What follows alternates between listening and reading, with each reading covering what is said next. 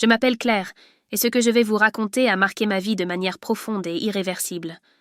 À ce moment-là, je n'avais aucune idée de l'ampleur que les événements allaient prendre. J'étais simplement une jeune femme, de 27 ans, parisienne de naissance, les pieds dans le sable fin de La Rochelle, un verre de vin blanc à la main, entourée de gens que j'aimais et qui riaient à gorge déployée. Nous étions tous réunis dans la maison d'été de mes parents, une villa ancienne au toit d'ardoise, légèrement écaillée par le sel et le temps, mais pleine de charme. C'était la veille du mariage de mon frère aîné, Mathieu. Depuis des mois, on parlait de cette journée comme d'un événement quasi sacré. Toute la famille était là, tantes, oncles, cousins éloignés venus du sud, amis d'enfance, voisins de longue date. La maison bourdonnait d'activité et d'enthousiasme. On accrochait les dernières guirlandes, on dressait les tables. Dans le jardin et dans la cuisine, ça sentait le pain chaud et les herbes fraîches. Tout semblait parfait, presque trop. Et pourtant, au fond de moi, je sentais une petite tension, une sorte de pression sourde, comme un nœud discret mais tenace. Je ne savais pas exactement d'où elle venait. Peut-être était-ce le stress de l'organisation ou simplement l'émotion de voir mon frère se marier. Mais il y avait autre chose, quelque chose d'indéfinissable, qui m'oppressait sans que je puisse mettre le doigt dessus.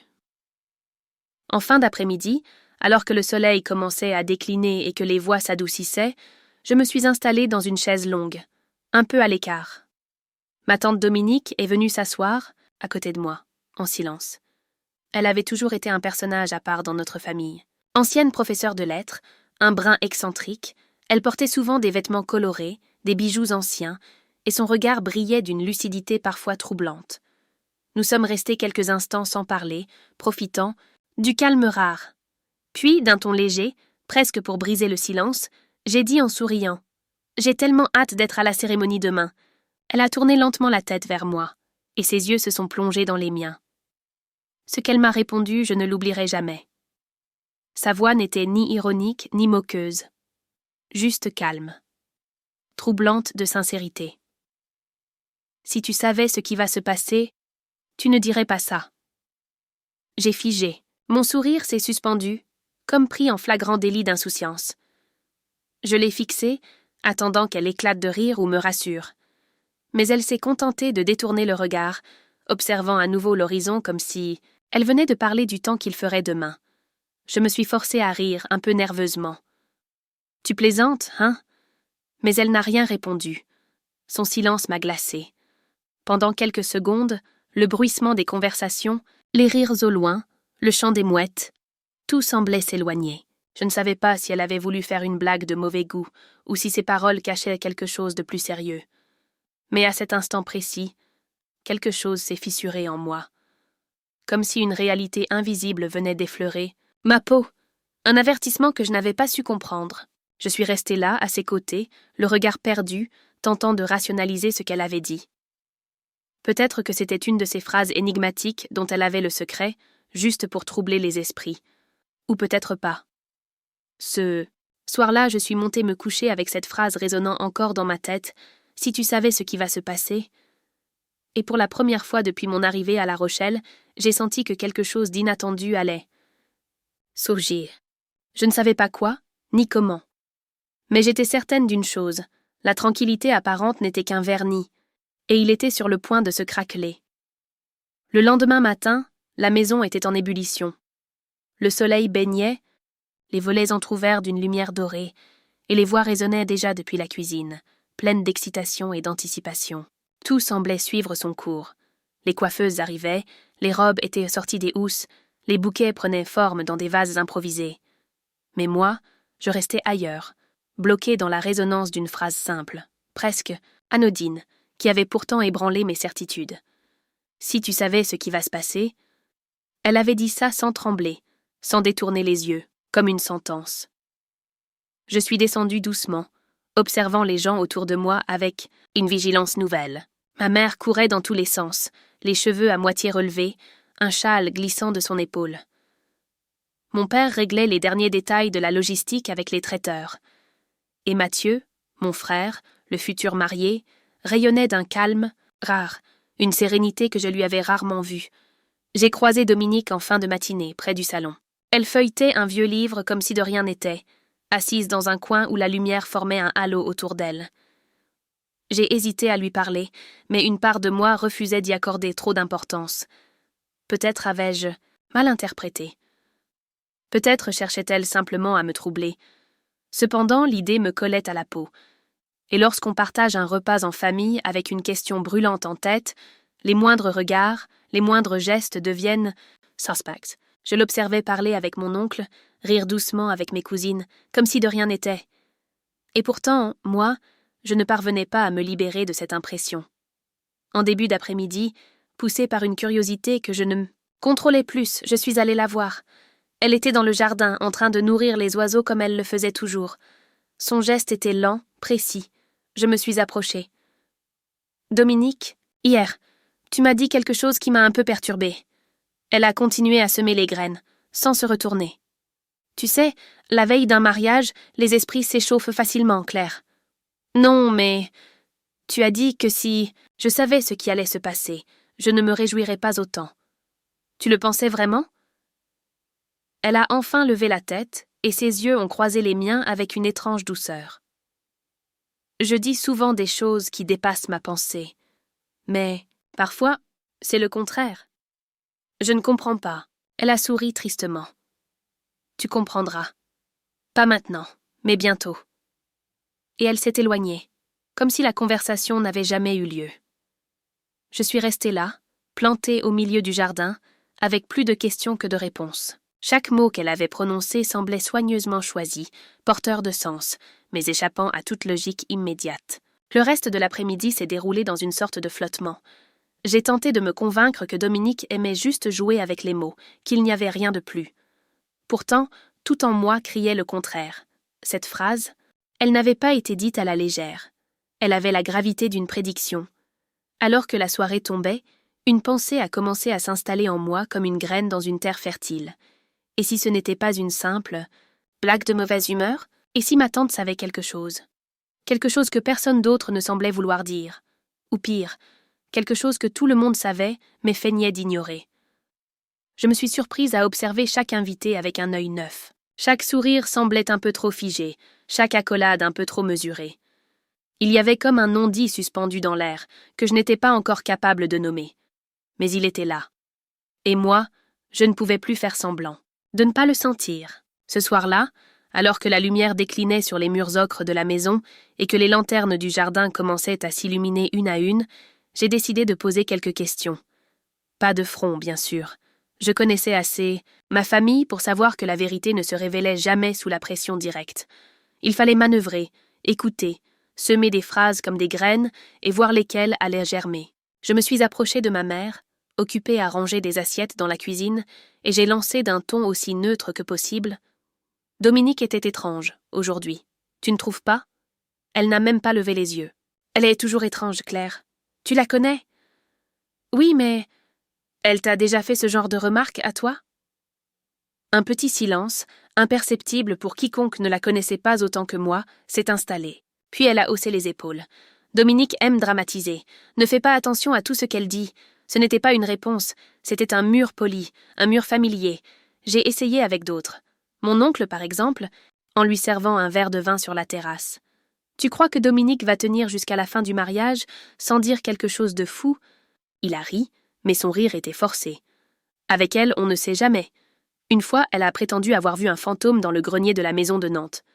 Mais elle a toujours été comme ça, même jeune. Il a hésité. Je ne sais pas.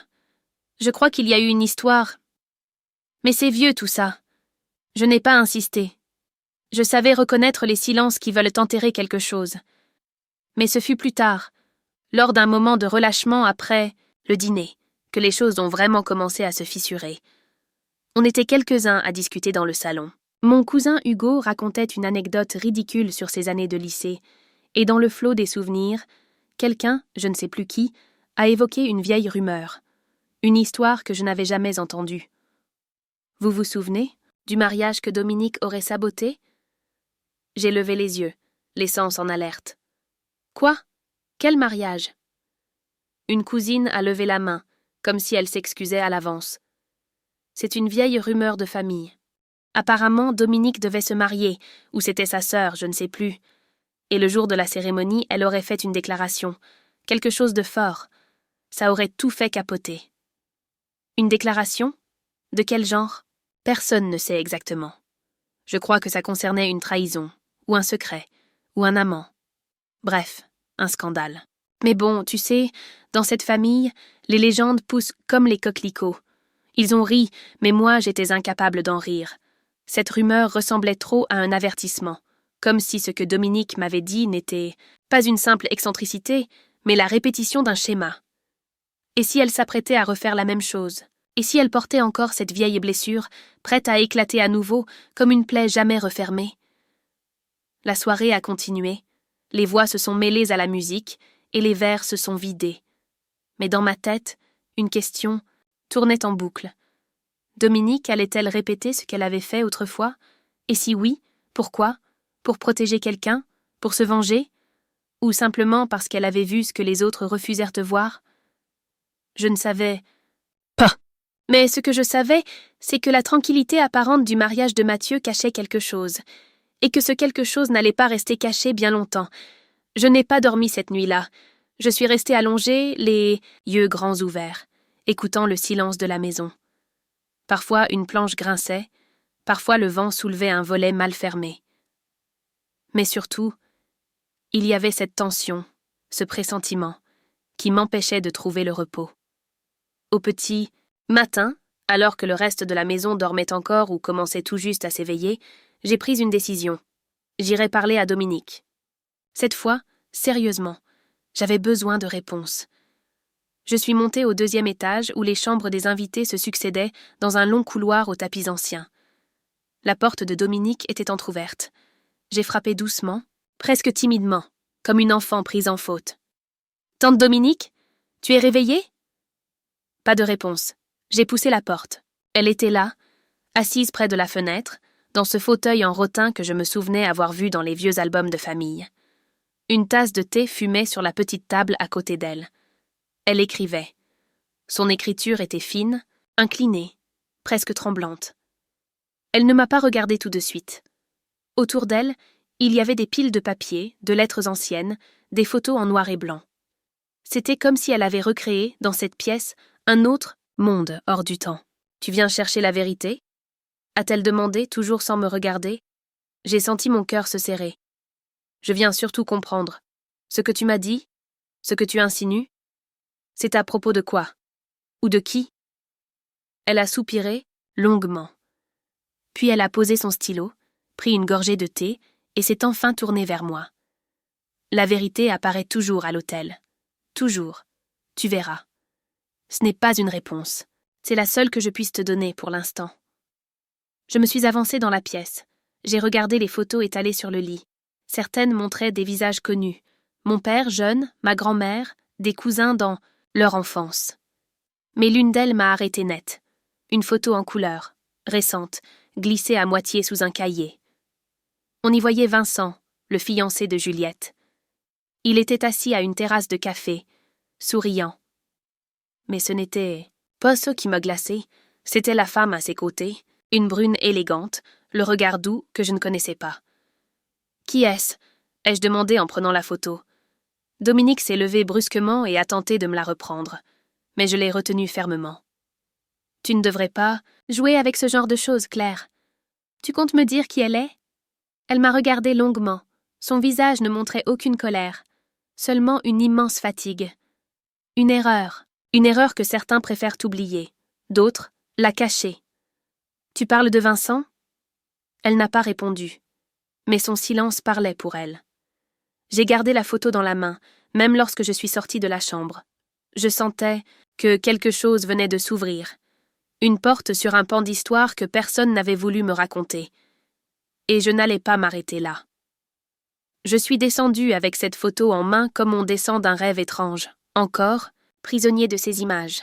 Mon cœur battait fort, trop fort. J'avais besoin de savoir qui était cette femme, ce qu'elle représentait dans cette histoire. Le visage de Vincent, si familier, paraissait presque étranger à côté du sien.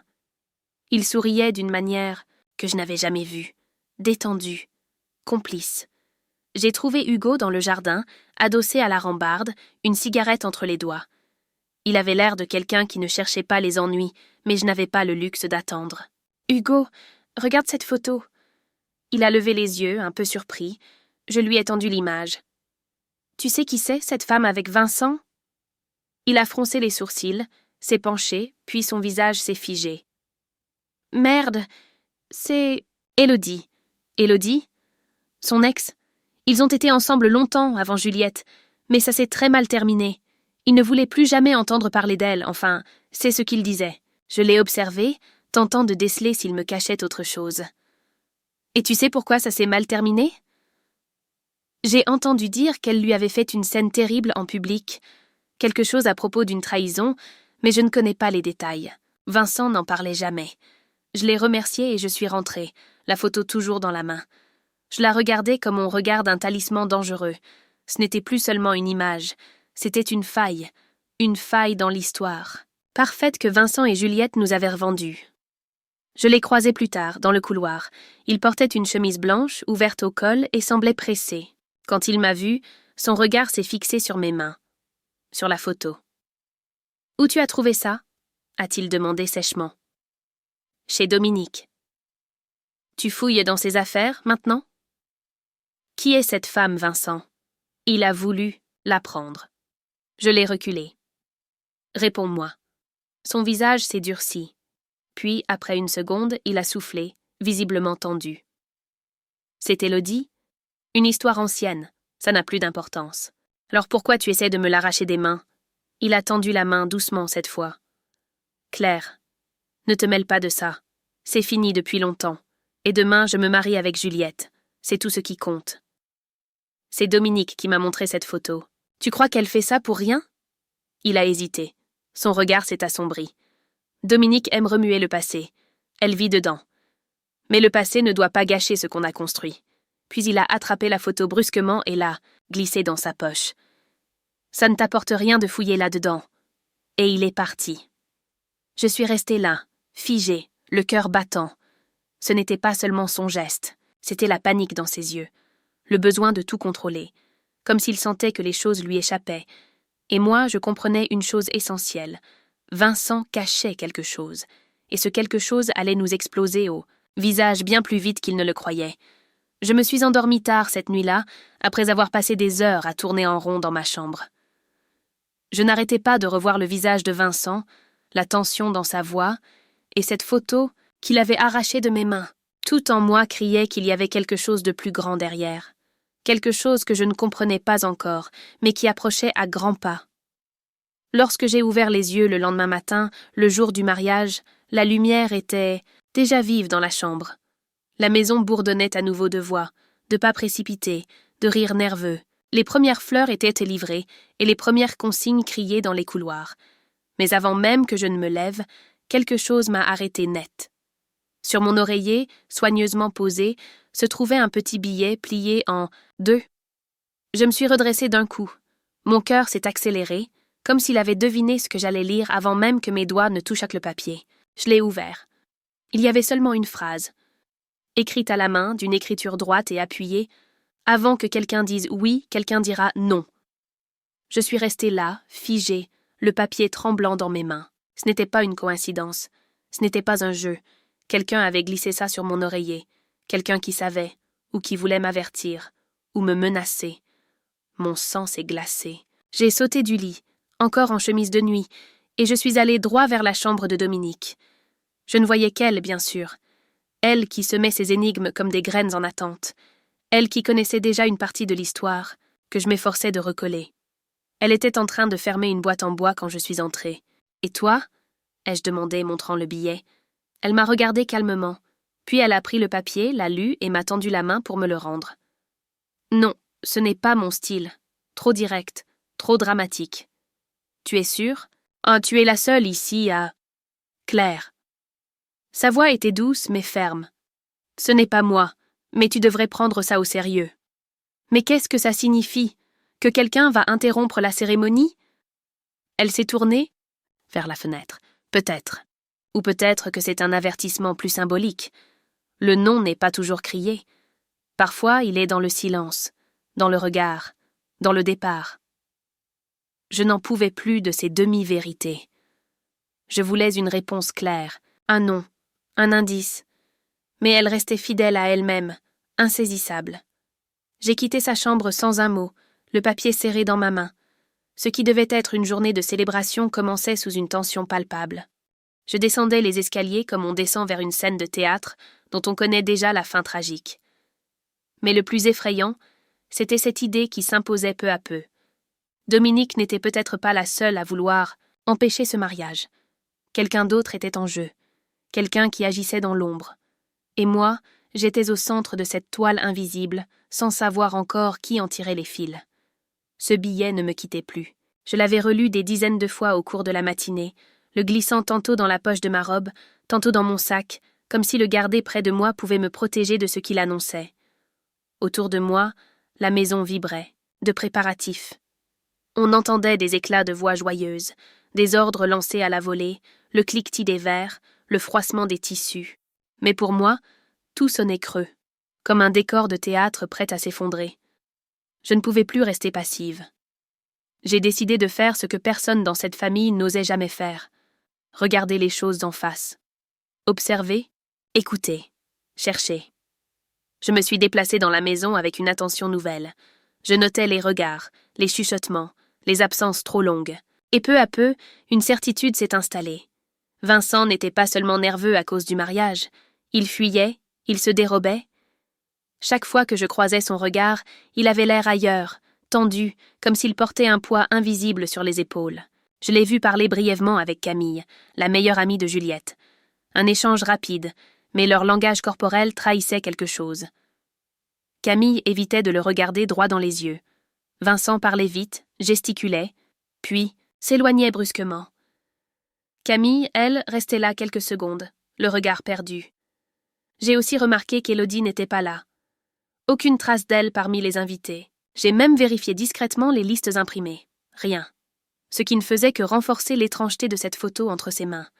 Pourquoi la garder près de lui? Pourquoi Dominique l'avait-elle? Trop de questions, pas assez, de réponses. En fin de matinée, je suis sortie dans le jardin, là où l'on avait installé la tente blanche pour la cérémonie. Le ciel était parfaitement bleu, presque cruel dans sa beauté. Et c'est là que je l'ai vu. Vincent, au téléphone, à l'écart, près du mur de pierre couvert de lierre. Il parlait à voix basse, presque en chuchotant, jetant des regards autour de lui. Je me suis approchée en silence, contournant les massifs de lavande. Je me suis glissée derrière une haie, assez proche pour entendre. « Oui, je sais, mais je ne peux pas maintenant. C'est trop tard. Je t'en supplie, ne fais rien aujourd'hui. On en parle plus tard. Je t'aime, tu le sais, mais... » Un long silence. Puis il a repris, plus bas encore. « Je vais le faire. Mais pas aujourd'hui, s'il te plaît. » Ma gorge s'est serrée. C'était une femme à l'autre bout. Et ce n'était pas Élodie. Sa voix, j'étais presque sûre de l'avoir déjà entendue. Un ton doux, presque cassé. Mais dans le stress de l'instant, mon esprit refusait de faire le lien. Il a raccroché brusquement, les mains tremblantes. Puis il a passé les deux mains sur son visage et est resté là, figé. Moi, j'étais glacée. C'était clair désormais. Vincent cachait quelque chose de grave. Et cette femme, celle qu'il suppliait de ne pas agir aujourd'hui, était au cœur du problème. Mais qui était-elle? Je suis restée un long moment derrière cette haie, figée, les genoux légèrement pliés, le souffle coupé. Mon cœur battait si fort que j'avais l'impression que même les feuilles frémissaient, à son rythme. Ce que je venais d'entendre ne laissait plus place au doute. Vincent n'était pas seulement nerveux ou indécis, il menait une double vie, ou du moins une double vérité. Il aimait quelqu'un d'autre. Et ce n'était pas Juliette. Quand il est reparti vers la maison, l'air égaré, j'ai attendu qu'il disparaisse complètement avant de sortir de ma cachette. Je ne pouvais pas rester là à faire semblant. Il fallait que je sache qui était cette femme au téléphone. Cette voix, elle ne m'était pas inconnue. Elle m'avait traversé l'esprit comme un courant d'air, familière, mais encore insaisissable. Je suis remontée dans ma chambre et refermé la porte à clé, et me suis assise au sol. J'ai tenté de reconstruire la scène dans ma tête, de faire défiler les visages, les rires, les conversations. Et soudain, comme une lame froide me traversant le ventre, une idée s'est imposée. Camille. Camille. Sa voix. Ce ton doux, voilé, presque triste. Camille, la meilleure amie de Juliette, celle qui riait toujours trop fort, mais dont les silences étaient pleins de tension depuis notre arrivée. Je suis descendue à la cuisine, où quelques invités prenaient encore un café. Camille n'était pas là, ni dans le salon, ni sous la tente. Je l'ai finalement trouvée sur la plage, seule, pieds nus dans le sable, son téléphone à la main, le regard perdu vers l'horizon. Quand je me suis approchée, elle a sursauté. « Claire, tu m'as fait peur. Tu parlais à Vincent, il y a quelques minutes ?» Elle a détourné le regard. « Quoi ? Non, pourquoi ? Je t'ai entendu. Ta voix. Je la reconnaîtrais entre mille. » Un silence. Puis elle s'est assise sur le tronc d'un arbre échoué, les bras croisés sur les genoux. Ce n'était pas censé arriver comme ça. J'ai senti le sol se dérober sous mes pieds. Depuis combien de temps ? Elle a haussé les épaules, presque honteuse. Ce n'est pas récent, mais ce n'était pas sérieux. Enfin, je croyais que non. Lui, il disait qu'il allait tout arrêter. Puis Juliette a annoncé le mariage. Il m'a dit que c'était fini. Mais il continuait à m'écrire, à m'appeler, et moi je ne savais plus comment en sortir. Tu es la meilleure amie de Juliette. Je sais. Ses yeux se sont remplis de larmes qu'elle ne laissait pas couler. Je l'aime, tu comprends ? Je l'aime depuis toujours, mais je ne voulais pas lui faire de mal. Et maintenant tu es amoureuse de l'homme qu'elle va épouser. Elle a hoché la tête. Et lui, il est incapable de choisir. Il dit qu'il m'aime, mais il va l'épouser. Je suis restée là, incapable de parler. Mon cœur battait dans mes tempes. Je pensais à Juliette, à sa voix douce, à son rire lorsqu'elle parlait de Vincent. À tous les moments où Camille était là, à écouter, à conseiller, alors qu'elle portait en elle ce secret. Camille a fouillé dans son sac et m'a tendu une feuille pliée. Je ne sais pas si j'aurai le courage de la lire à haute voix. Mais si je ne le fais pas, donne-lui ça. S'il te plaît. Je l'ai prise. C'était une lettre. Son écriture. Une confession. Je l'ai glissée dans ma poche sans un mot. Je ne savais pas encore ce que j'allais en faire. Mais je savais une chose. Ce mariage était une bombe à retardement. Et l'explosion était imminente. Je suis restée seule sur la plage longtemps après le départ de Camille. Le vent fouettait mes bras nus, mais je ne sentais rien. Mon esprit était ailleurs, englué dans une vérité que je n'avais pas cherchée, mais que je ne pouvais plus ignorer. Camille, la confidente, l'ombre fidèle dans la lumière de Juliette. Depuis toujours à ses côtés, et pourtant, si loin d'elle, dans un espace secret qu'aucune amitié véritable ne devrait contenir. En remontant vers la maison, j'avais la lettre dans ma poche. Son poids me brûlait la hanche. Ce n'était plus juste un triangle amoureux, c'était une trahison aux racines profondes, une faille dans la confiance qui remontait sans doute bien plus loin que ce mariage. Et plus j'y pensais, plus je me souvenais de détails troublants, des gestes passés, des silences partagés, des regards que j'avais ignorés. Mais je n'étais pas la seule à voir clair maintenant. Dominique m'attendait dans le couloir du premier étage, comme si elle savait exactement ce que j'avais découvert. Elle m'a tendu une enveloppe sans un mot. « Quelqu'un me l'a laissée sous ma porte ce matin », a-t-elle dit. Je l'ai ouverte. C'était une autre lettre, même écriture que celle de Camille. Des lignes d'une précision douloureuse, sans rature, comme si chaque mot avait été choisi, pesé. Un cri discret, contenu entre des marges bien ordonnées. Dominique a croisé mes yeux. « Tu sais ce que cela signifie maintenant ?» J'ai hoché la tête. « Oui, mais je ne comprends pas pourquoi elle me l'a donné. Pourquoi à moi ?» Parce qu'elle sait que tu vois les choses, que tu regardes là où les autres détournent les yeux. Je suis descendue avec cette certitude glaciale dans le ventre. Camille n'allait pas se contenter de me remettre cette lettre pour se soulager. Elle doutait, mais elle était prête à agir.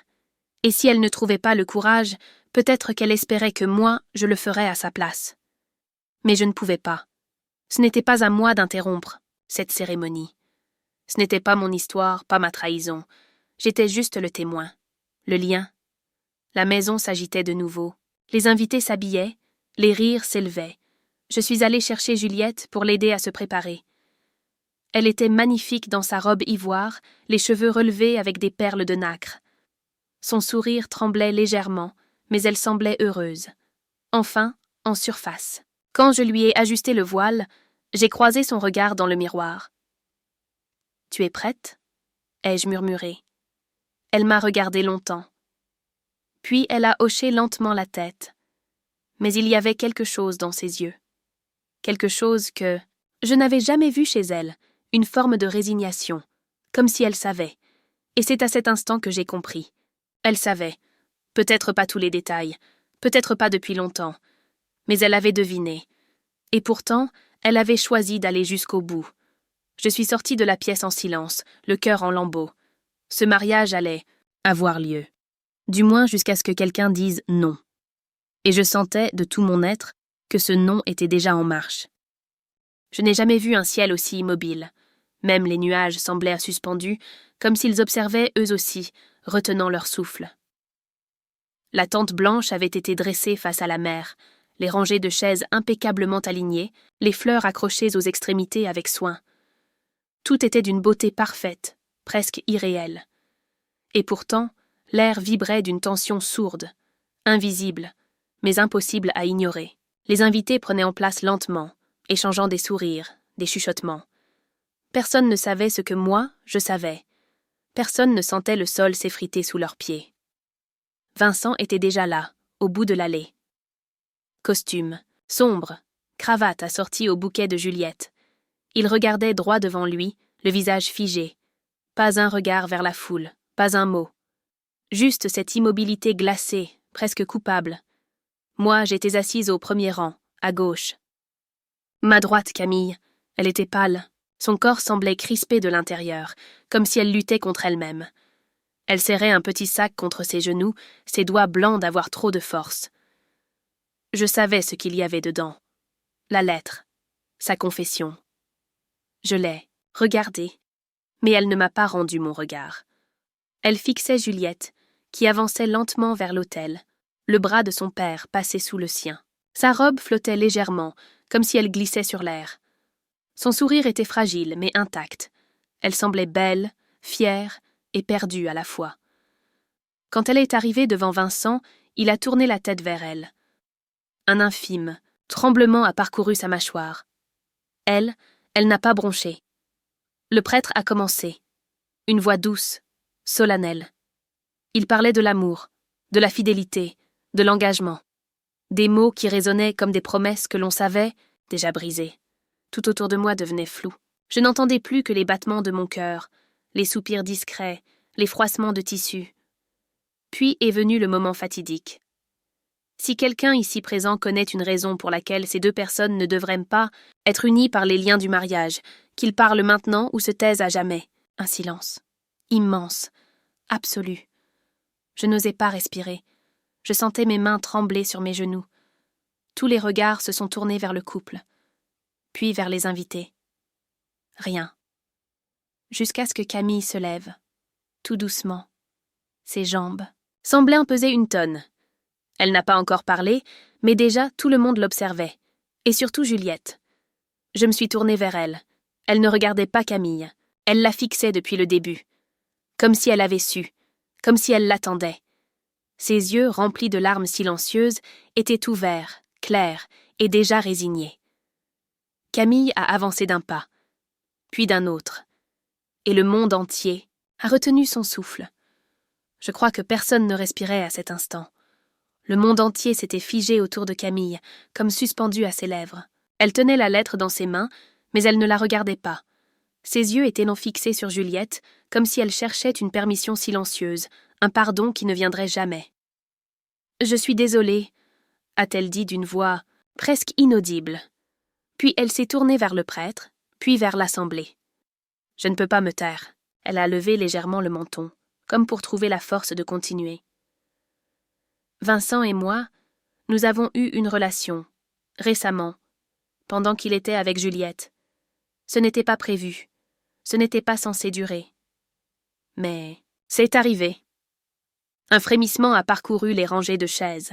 Certains ont détourné les yeux, d'autres ont échangé des regards choqués. Moi, je regardais Juliette. Elle n'avait pas bougé. Elle écoutait, sans broncher. Vincent a fait un pas en avant. « Juliette, je peux t'expliquer ?» Mais elle a levé la main. Un geste simple, ferme. « Tu m'as déjà tout dit, Vincent, avec tes silences, avec tes regards, avec tes absences. » Il s'est figé. Je le sais depuis 2 jours. Un murmure a parcouru les invités. « Tu crois que je ne te connais pas? Tu crois que je n'ai pas vu tes gestes changer, tes paroles, devenir mécaniques? Je l'ai su, et j'ai espéré que tu aurais le courage de parler. Mais tu ne l'as pas fait. Tu m'as laissé aller jusqu'ici. » Elle s'est tournée vers Camille, dont les larmes coulaient maintenant librement. « Et toi, tu étais ma sœur de cœur. Depuis toujours, tu aurais pu me dire la vérité. Mais tu as choisi le mensonge, comme lui. » Camille a tenté de s'approcher. « Juliette, je... » « Non, pas maintenant, pas ici. » Elle a reculé d'un pas, puis elle a pris une longue inspiration et s'est tournée vers le prêtre. Cette cérémonie n'a plus lieu d'être. Sa voix était claire, droite, sans tremblement. Elle ne criait pas, elle n'explosait pas. Elle constatait. « Il n'y aura pas de oui aujourd'hui. » Elle a regardé Vincent une dernière fois. « Tu m'as déjà perdu. » Puis elle s'est tournée, a soulevé légèrement sa robe et a descendu l'allée à l'envers. Une mariée qui s'éloignait de l'autel, la tête haute, sous les regards silencieux de ceux qui ne savaient plus s'ils devaient applaudir ou pleurer. Vincent est resté là, les bras le long du corps, comme vidé de toute substance. Camille a fondu en larmes, tombant à genoux près de sa chaise. Et moi, au milieu de tout cela, je n'ai rien dit. Parce que ce n'était pas mon rôle de parler. Mon rôle, c'était d'avoir vu, d'avoir compris, et de ne jamais oublier. Mais je savais une chose, l'histoire ne s'arrêtait pas là. Pas encore. Après le départ de Juliette, le silence est resté comme un voile épais sur la cérémonie. Interrompu. Les invités se levaient sans trop savoir que faire. Certains s'approchèrent de Camille, d'autres regardaient Vincent avec une gêne à peine dissimulée. La tente, décorée pour la joie, devenait maintenant le théâtre d'un désastre silencieux. Je suis restée encore un moment, incapable de bouger. Puis j'ai vu ma mère s'approcher de moi, le regard inquiet. Elle m'a prise par la main sans un mot et m'a emmenée à l'intérieur de la maison.